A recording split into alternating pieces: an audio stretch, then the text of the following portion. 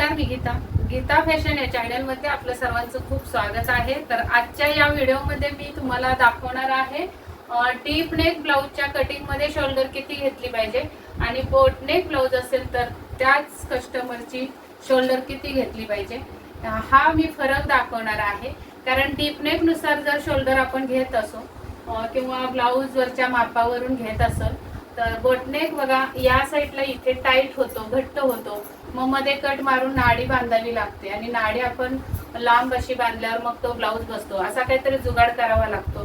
तर त्यासाठी आपल्याला शोल्डर किती घेतली पाहिजे हे मी तुम्हाला आज या व्हिडिओमध्ये दाखवणार आहे. बोटनेकचा आकार सुद्धा छान सुंदर दिसेल असं आपण बघणार आहोत.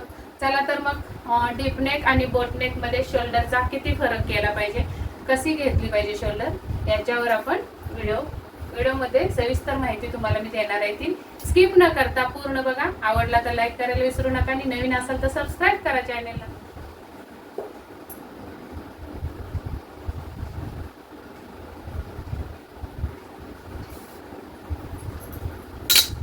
साधारण तुम्हाला डबल फोल्ड घडी असते आणि मग आपला ब्लाउज उघडल्यानंतर कटिंग उघडल्यानंतर दोन्ही साईडचा पार्ट निघतो. तर मी बोर्डवर तसंच दाखवणार आहे. तर सुरुवातीला मी तुम्हाला बोटनेकची कटिंग दाखवते. तर इथं जेवढी पण तुमची उंची आहे तेवढी उंची घ्यायची, 1 इंच प्लस करून. 13.5 असेल तर 14.5 वर उंची येणार आहे ही.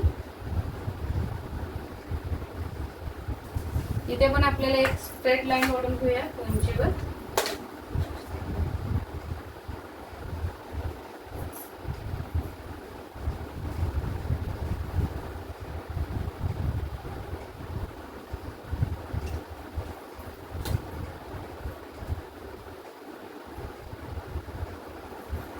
आता अंगावरचं माप म्हणजे बॉडी मेजरमेंट वर 14 शोल्डर आली तर 14 टाकून घेऊयात अगोदर. पूर्ण 14.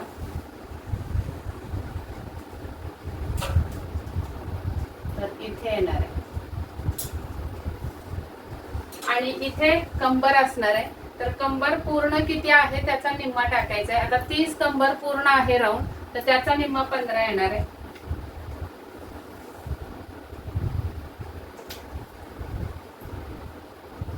अशा पद्धतीने. आता या 14चा फोल्ड करून आपण 7 घेत असतो, तर 7 वर एक फोल्ड करूया. इथे मध्ये येणार आहे 7 इंच आणि आपण एकच कटिंग घेत असतो म्हणून इथून आपण ही लाईन टाकत असतो. तर मी आज ओपन मध्ये तुम्हाला दाखवणार आहे. तर बोटनेक साठी तुम्हाला पूर्ण शोल्डर घ्यावी लागते, तेव्हाच तुम्हाला हा कट टू कट व्यवस्थित मुंडा इथे बसतो आणि मग इथे ब्लाऊज तुमचा जाचत नाही किंवा घट्ट होत नाही. तर त्यासाठी आपल्याला या मध्यातून पूर्ण शोल्डर घेतल्यानंतर आपल्याला इथे 3 इंचाची शोल्डर पट्टी घ्यायची. या साईडनी 3 इंच आणि या साईडनी 3 इंच. आणि नंतर तुमचा हा इथून हा असा मुंडा होणार आहे. तर मुंड्याची उंची आपली 6.5 इंच ठेवायचे बोटनेक साठी.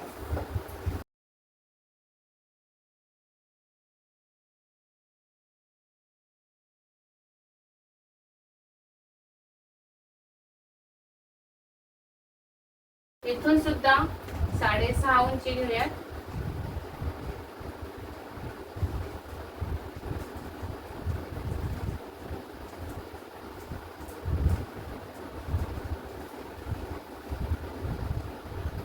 आता या मध्यावर मी रेघ मारून घेते अगोदर.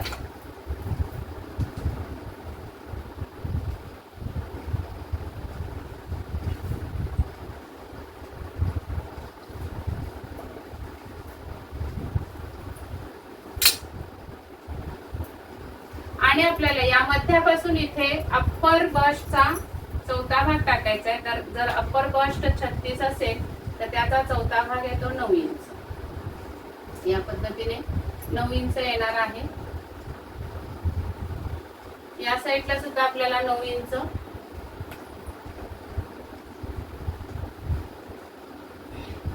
अशी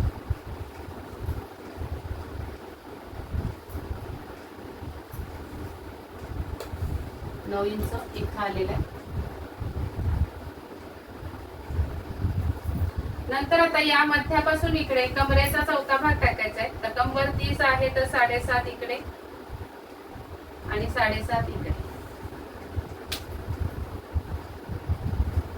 तर अशी साधारण आपली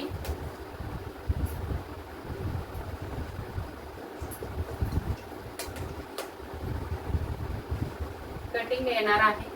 इथून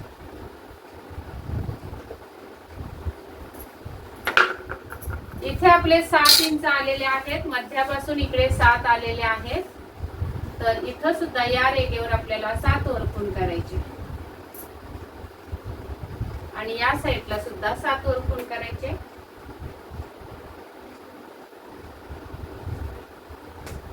तर इथंच येणार आहे आणि ही लाईन आपल्याला स्ट्रेट ओढून घ्यायची आहे मुंड्यासाठी. मुंडा उंची आपण 7.5 ठेवणार आहे. तर ही लाईन थोडीशी आतमध्ये ओढून घेऊयात, म्हणजे आपल्याला क्रॉस बॅक टाकायचा आहे या 7 मधून 1 इंच वजा करून. म्हणजेच की इथे आपल्याला 1 इंच आतमध्ये यायचं या साईडला आणि या साईडला, आणि मग आपली ही मुंड्याची लाईन अशी जाणार आहे. क्रॉस बॅक आपल्याला 1 इंच आतमध्ये घ्यायचा आहे बोटनेक साठी, आणि मग नंतर आपल्याला या मध्यापासून असा हा मुंड्याचा आकार ड्रॉ करायचा आहे.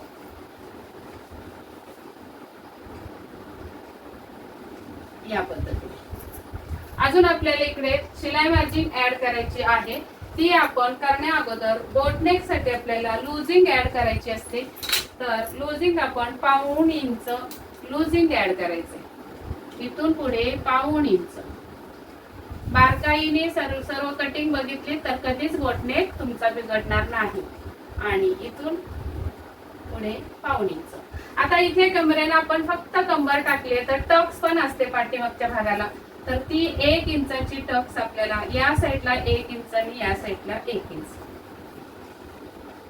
तर आपली ही फिटिंगची लाईन इथून गेली तर ब्लाऊज तुमचा बस्ट मध्ये छातीमध्ये सुद्धा टाईट होणार नाही. खूप सारे बारकावे मी कटिंग मध्ये दाखवत आहे, स्किप करू नका अजिबात. तर ही लाईन आपली पुसून टाकूयात, ही लाईन येत नाही. आणि ही जी सुरुवातीला आपली लाईन आलेली होती चौथ्या भागाची, ती गृहीत न धरता आपली फिटिंगची लाईन इथून जाणार आहे या लाईन वर, कारण लुजिंग ऍड करायचं आहे. तर हे फक्त आपल्याला अप्पर चेस्ट मध्ये लुजिंग राहील आणि हा जो पार्ट आहे तो इथे आपला टक्स मध्ये डिवाइड होणार आहे. जो टक्स इथे मध्यावर घ्यायचा आहे बरोबर 1 इंचाचा.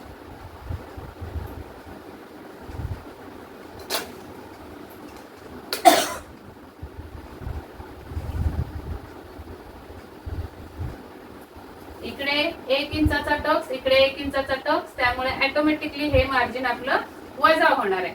आता हा आपण शोल्डरचा पॉइंट घेतलेला आहे. तुम्ही इथं 1.5 इंच पाहिजे असेल तर इथे मागे सुद्धा घेऊ शकता.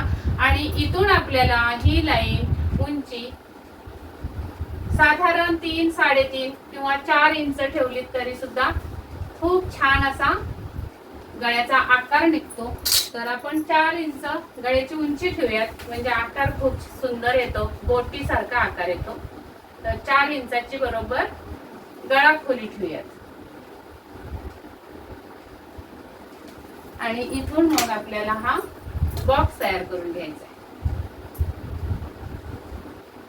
आणि त्यानंतर हा फ्रेंच कर्व वापरून आपल्याला गळ्याचा आकार द्यायचा आहे. अगदी बोटी सारखा आकार द्यायचा आहे, जशी बोट असते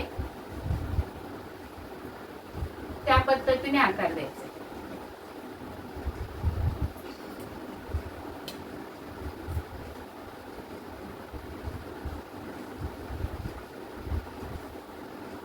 आता हा आपला डबल फोल्ड जेव्हा असतो तेव्हा अगदी सेम एकसारखा आकार येतो, पण या पद्धतीने बोटी सारखा आकार द्यायचा. तर इथं थोडासा कोपरा न देता स्ट्रेट आणि मग इथून थोडस इथून खालून, म्हणजे शोल्डर जोडते वेळी सुद्धा तुम्हाला त्रास होणार नाही. सेम याच पद्धतीने बोटनेकची कटिंग जर केली तर तुमचा या भागामध्ये अजिबात तुमची ही ब्लाऊज टाईट होणार नाही. तर आता हे बाजूचं मी पुसते म्हणजे तुम्हाला आकार अगदी व्यवस्थित आणि छान दिसणार आहे.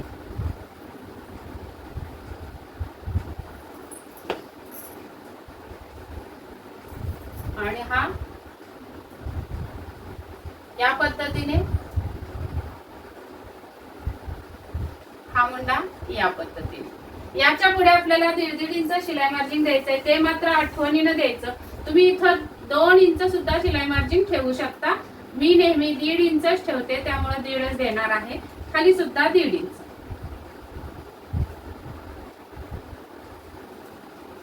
खूप सुंदर अशी बोटनेकची डिझाईन तयार होते.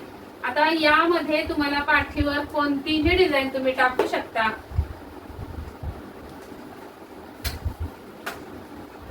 अगदी हवी ती ट्रेंडिंग जे पण तुम्हाला व्हॉट्सअपला इमेजला येईल ती सुद्धा तुम्ही यामध्ये डिझाईन टाकू शकता. तर ती कशी टाकायची, तर इथून खाली तुम्हाला 1.5 इंच ठेवायचं किंवा कट ठेवायचं असेल तर कट सुद्धा ठेवू शकता. आणि या 1.5 इंचावर परत एक बॉक्स तयार करून घ्यायचा.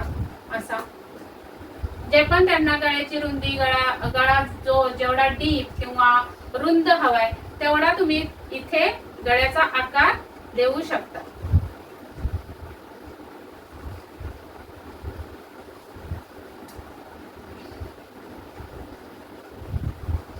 आता या बॉक्स मध्ये तुम्ही काहीही आकार देऊ शकता. हार्ट असा,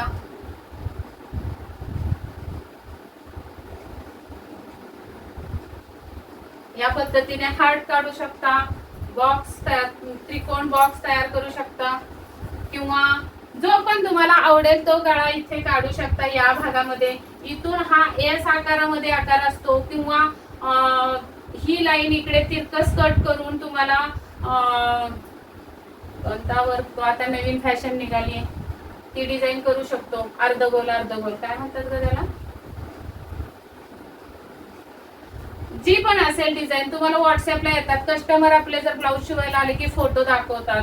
पण मात्र महत्वाचं काय असतं, तुम्हाला शोल्डर आणि मुंडा. शोल्डर इथे किती घेतली पाहिजे आणि मुंड्याच्या इथे क्रॉस बॅक बरोबर येतोय की नाही. आता आपल्या या कटिंग मध्ये क्रॉस बॅक बघा किती आलेला आहे. तर इथून आपला हा क्रॉस बॅक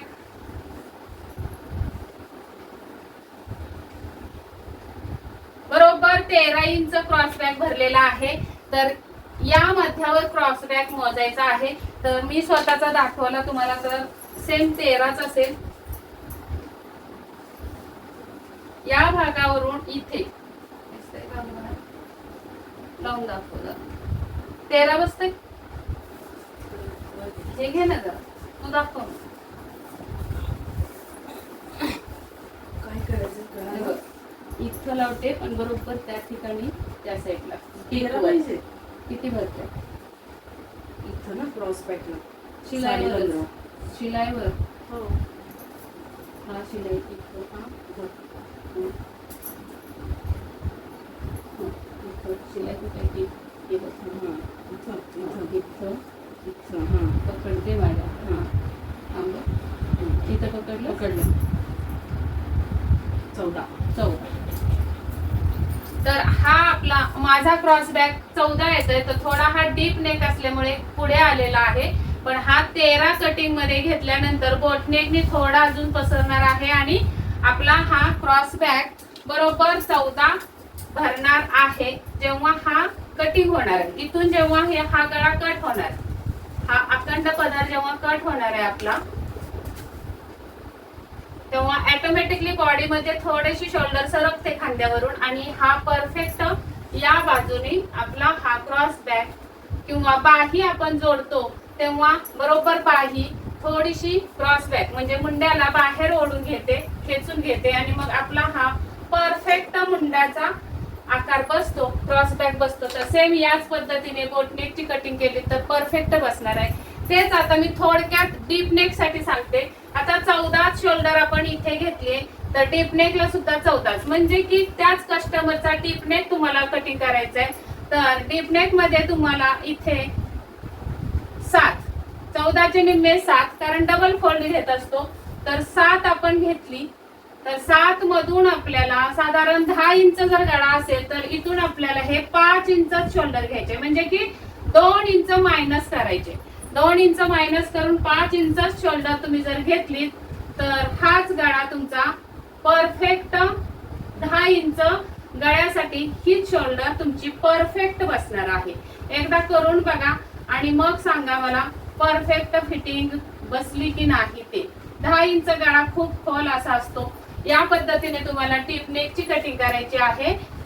2 इंच मायनस करून साधारण 7 आणि 8 इंचच गळा असेल तर 1.5 इंच कमी करा. पण 10 इंच गळा असेल तेव्हा 2 इंच मायनस करून कटिंग करून बघा. डीप नेक सुद्धा परफेक्ट शोल्डर बसणार आणि या पद्धतीने बोटनेक सुद्धा परफेक्ट बसणार. तर या पद्धतीने मी तुम्हाला बोटनेकची कटिंग घेऊन टाकते. बोटनेक आणि हा आहे डीप नेक. तर बोटनेक आणि डीप नेक मध्ये असा बदल केला पाहिजे शोल्डर मध्ये, तरच परफेक्ट तुमची फिटिंग बसणार आहे इथे खांद्यावर शोल्डरची. तर हा व्हिडिओ आवडला असेल तर नक्की लाईक करा, शेअर करा मित्रमैत्रिणी सोबत. आणि परत एकदा आठवण करून देते, अजून पण सबस्क्राईब केलं नसेल तर नक्की सबस्क्राईब करा चॅनेलला, कारण आपले डेलीचे व्हिडिओ असेच क्वेरीज वर किंवा कटिंग वर येतात. तर हा व्हिडिओ पूर्ण बघितल्याबद्दल धन्यवाद आणि भेटूयात पुढच्या व्हिडिओमध्ये. तोपर्यंत स्वस्त राहा, मस्त राहा, काळजी घ्या. व्हिडिओ पूर्ण बघितल्याबद्दल परत एकदा धन्यवाद.